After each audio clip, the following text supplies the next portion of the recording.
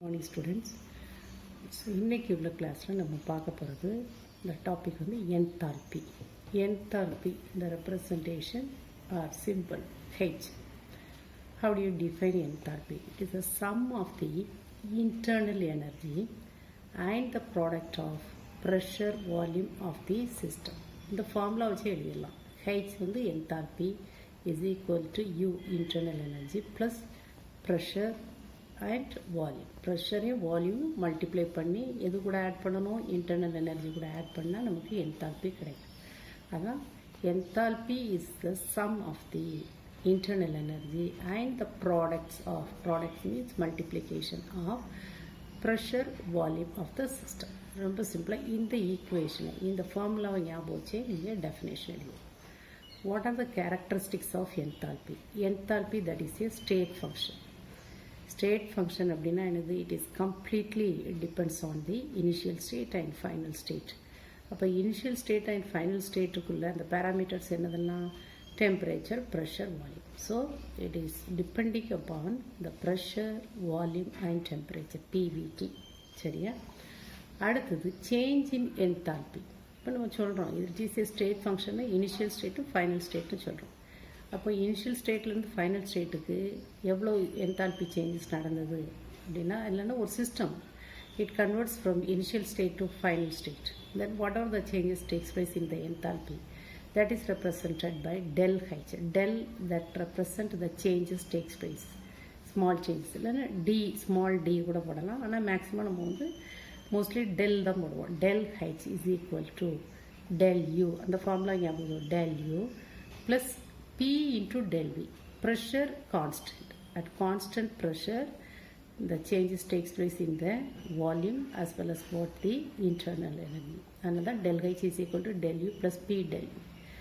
அதனால் இப்போ constant pressure, so this process takes place, otherwise the changes takes place from initial to final state அப்படின்னா del H is equal to the quantity of heat supplied at constant pressure. அதான் இப்படி எழுதுவோம். del H is equal to Q at constant pressure. Q என்னது? quantity of heat supplied to the system at constant pressure. சரியா? So அதான் இந்த formula. இது வந்து changes takes place in the enthalpy at constant pressure. இது quantity of heat supplied to the system at constant pressure. இந்த ரெண்டு ஈக்குவேஷனுக்குள்ள difference தெரியும். அடுத்தது for endothermic process. What is endothermic process?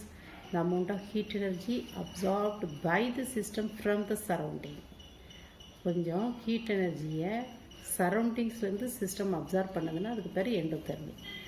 Suppose the quantity of heat is released from the system to the surrounding அப்படின்னா அது exothermic. எண்டோதெர்மிக்னா system வந்து heat எனர்ஜியை அப்சார்ப் பண்ணுது சரௌண்டிங்ஸில் இருந்து. எக்ஸோதெர்மிக்னா ஹீட் எனர்ஜியை சப்ளை பண்ணுது டு தி சரௌண்டிங்ஸ். அப்போ எண்டோதெர்மிக்கில் Q இந்த குவான்டிட்டி ஆஃப் ஹீட் வந்து அப்சார்ப் பண்ணுறதுனால it is always greater than 0.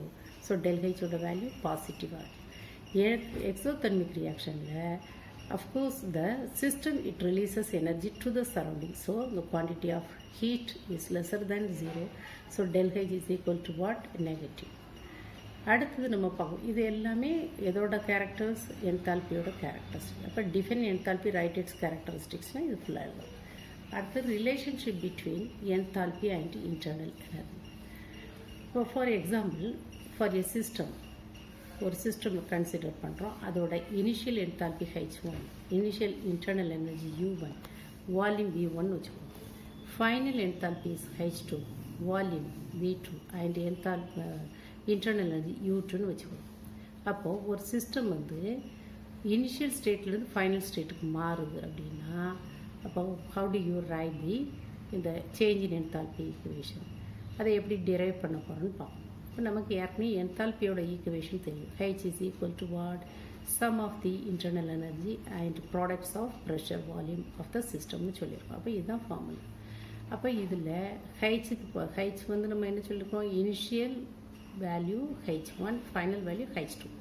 அப்போ ஃபைனல் ஸ்டேட்டுக்கு என்ன எழுதுவோம், H2 is equal to U2 plus P into V2 எழுதுவோம். இனிஷியல் ஸ்டேட்டுக்கு என்ன எழுதுவோம், H1 is equal to U1 plus P into V1 எழுதுவோம்.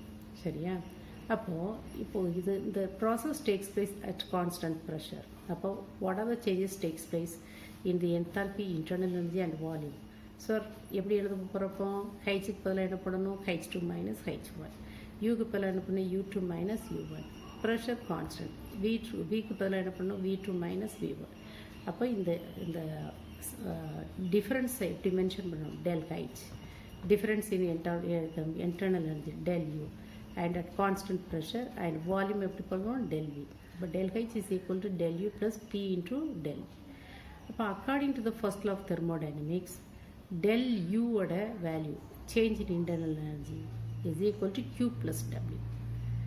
அதே நேரத்தில் W வந்து என்னது அப்படின்னா இந்த ப்ரெஷர் வால்யூம் ஒர்க்கில் நம்ம பார்த்தோம், that is equal to minus P del V.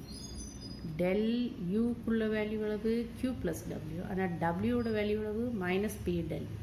அப்போது இந்த வேல்யூஸை எதில் சப்ஸ்டியூட் பண்ண போகிறோம், ஸ்டெப் 1ல். இப்போ சப்ஸ்டியூட் பண்ணிங்கன்னா del H is equal to del Uக்கு பதிலாக நம்ம என்ன பண்ணணும், தி Q plus W. அப்போ Q என்னது, QP, Pனா pressure, constant pressure, the quantity of heat supplied to the system. Wக்கு பதிலாக என்ன பண்ணணும், மைனஸ் P del V, ஏற்கனவே ப்ளஸ் P del V இருக்குது. அப்போ minus P del V plus P del V cancel ஆயிரும். அப்போ so del H is equal to what, Q at constant pressure. இதை நம்ம என்ன சொல்லுவோம், heat content கூட சொல்லுவோம். Heat content the heat supplied to the system at constant pressure is equal to change in the enthalpy. The wordings la solluvom.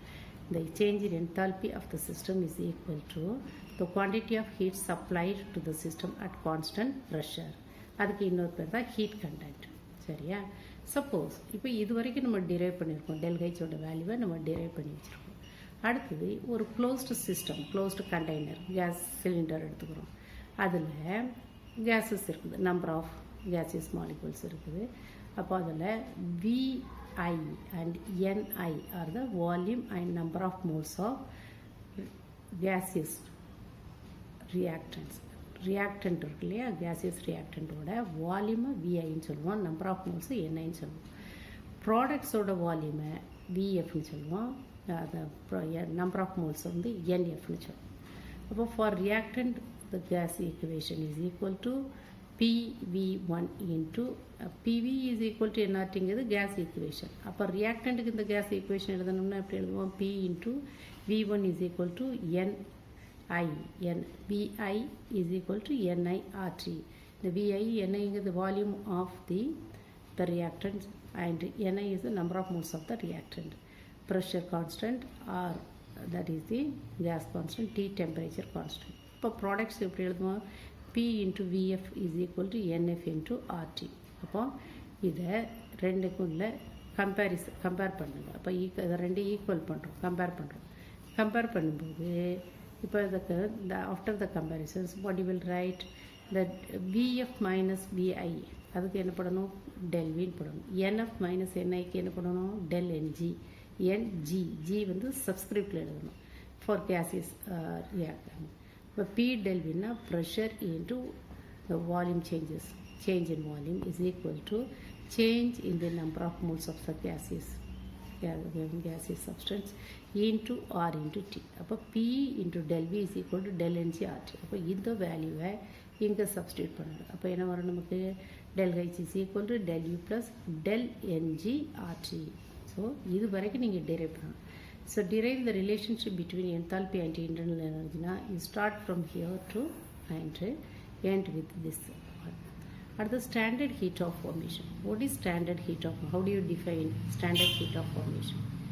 Heat of formation, அப்போ அதை எப்படி சொல்லணும்னா, the change in enthalpy takes place when 1 mole of compound is formed from its element.